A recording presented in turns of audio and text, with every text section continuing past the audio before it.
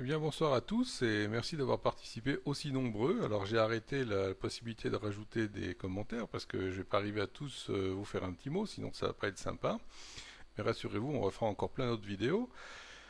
On va reprendre un petit peu ce que vous m'avez dit sur ce cas qui vous a décidément inspiré. Alors, c'est très bien, vous avez tous vu qu'il y avait un petit souci pour agir dans l'urgence, pour trouver un premier médicament, et pour la plupart d'entre vous, vous avez vu la discussion ici, elle était entre arsenicum et aconite, et un médicament suivant, et la plupart d'entre vous, je tiens à vous féliciter, franchement, vous avez bien vu qu'il y avait la possibilité d'un venin, et reste à discuter évidemment lequel.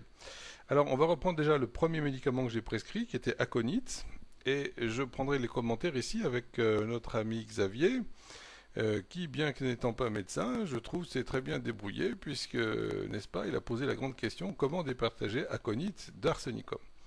Alors, c'est clair qu'il y a une inflammation, il y a une inflammation de l'œil, une cellulite aussi, ça peut appartenir à aconite, arsenic, rustox aussi peut être souvent indiqué au niveau de la face.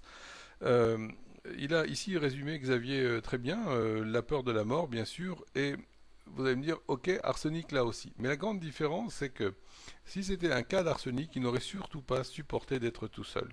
La petite aurait eu absolument besoin que quelqu'un lui tienne la main, c'est-à-dire que dans un contexte où comme ça on a une peur de la mort qui arrive, quand c'est arsenic, ils ont vraiment besoin qu'on leur tienne la main, qu'on leur prenne la main, qu'on reste près d'eux, qu'on les laisse pas dans l'obscurité, etc. Là, c'est pas ce qu'on observe.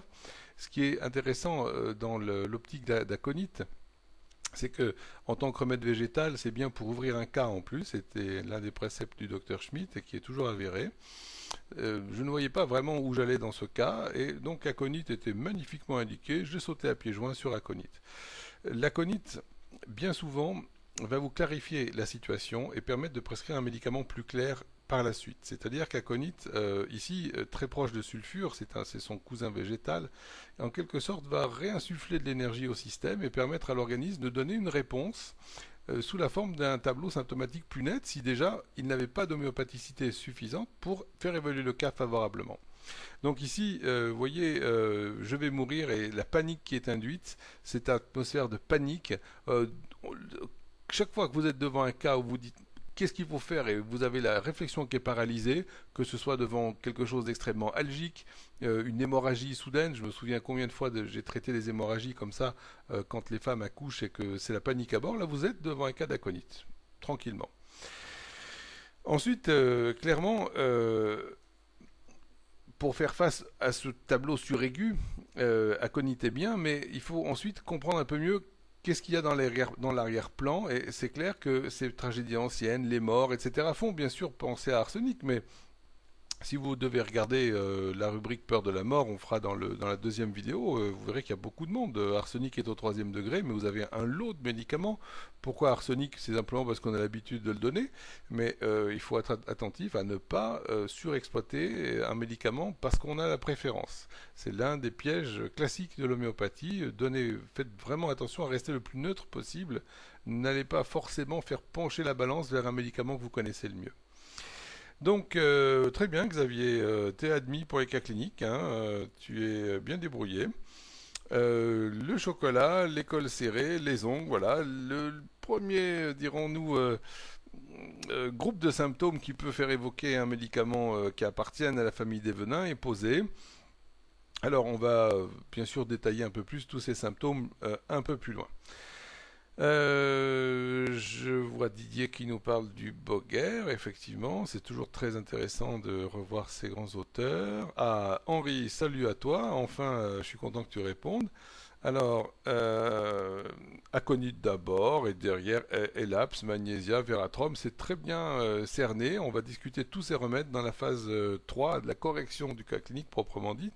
J'ai beaucoup adoré ton expression que tu emploies un peu plus loin, mystico-gélatineuse, j'avoue que ça m'a scié, je m'en suis relevé la nuit pour rire. Les sankaranistes de l'être avec Elaps, bien sûr, notion d'attaque, je m'excuse, mais la notion d'attaque existe aussi bien dans les remèdes animaux que végétaux. Belladone en est un exemple, et puis les venins ont tous ça. Ça n'a pas de, ça n'a pas de grande valeur, effectivement, en tant que signe unilatéral, univoque pour donner Elaps. Que nous dit d'autre encore Xavier? Oui, c'est bien. Le côté artistique et intuitif, en effet, ne suffit pas. Il y a des tas de gens vaporeux qui sont contents de donner des doses, ils se font plaisir. Non, il y a d'abord tout le background professionnel et scientifique. Il faut avoir une notion du diagnostic médical. L'homéopathie n'est rien d'autre qu'une révolution de la thérapeutique. On ne renie en rien toutes les branches de la médecine, et surtout pas ni la chirurgie, ni l'art du diagnostic. Aujourd'hui, on a des matériels absolument grandioses. Donc le travail est énorme, en effet, je suis d'accord. Mais bon, tu n'es pas encore jeté dehors, Xavier. Ah, mon homonyme Edouard, mon vieux copain, il est parti sur arsenic. Bon, j'ai dit un petit peu comment moi je différencie ici Aconite dans la situation. Elle a bien relevé le problème qui est quand même majeur, c'est que ce qui touche au centre chez cette patiente, c'est quand même cette illusion. Tous les enfants, Dieu merci, n'ont pas ça, mais c'était très inquiétant de voir cette petite vous décrire qu'elle entend des voix, qui lui commandent de faire telle chose. C'est vraiment très inquiétant.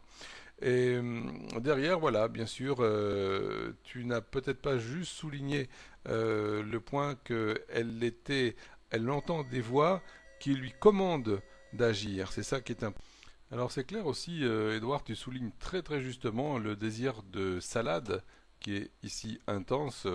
C'est tout à fait rarissime, j'en conviens complètement.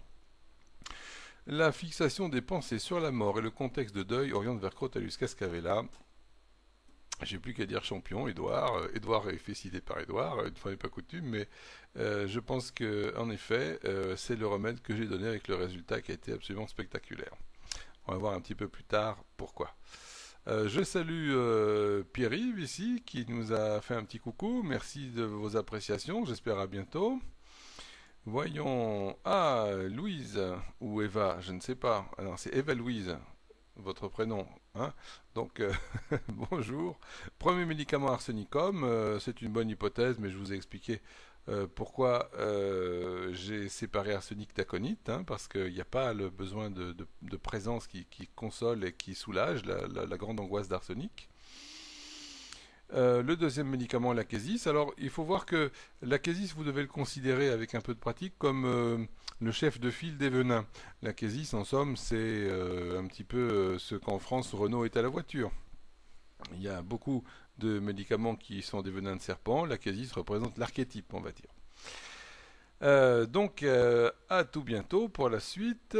Ah, Francis, merci d'écrire aussi. Peur de la mort prochaine, tout ça. Bon, voilà. Peur de la solitude, je crois pas l'avoir dit, hein. J'en connais un qui a un peu interprété, hein, qui voulait boire de l'arsenic. Non, non. La constriction et l'APS, très bien. Là aussi, je suis d'accord qu'on pouvait très très bien envisager l'APS. Ça va être l'occasion de commenter les rubriques du répertoire. Alors, arsenic me fait mon Jean-Claude, la mort, etc. Ben oui, mais aconite aussi va bien. C'est vraiment très dur de trancher. Il faut vraiment avoir cette notion de panique généralisée. Là, ça fait penser à aconite. C'est quand ça vous prend les tripes. Là, vous êtes devant un cas d'aconite. Le malade arsenic n'est pas aussi contaminant dans son angoisse que ne le serait le patient aconite. La famille des serpents, donc j'aime beaucoup, effectivement, tu raisonnes par la famille, puisque toute la trame qui permet de dire on est sur un venin de serpent est présente, et puis on verra tout à l'heure pourquoi, et surtout pourquoi j'ai donné le cascavella. Et maintenant, tu te poses les bonnes questions, lequel?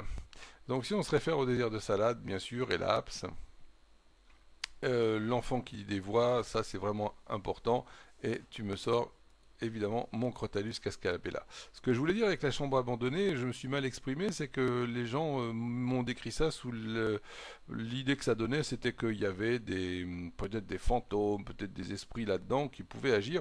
C'est pour ça que je vous ai mis ma petite illustration sous forme de fantôme. Voilà. Donc merci pour ces commentaires. Je vois un Francis torturé avec son laquésis, le pauvre, hein. Et oui, il l'obligeait à être méchante, etc. Donc, le désir de salade qui coince tout le monde. Je suis très content, on va se régaler avec les commentaires après. Philippe Marchat, bonjour aussi Philippe. Donc, ouais, pas mal, hein. Conite et Elap, c'est bien. On peut surtout pas te blâmer. Très beau boulot.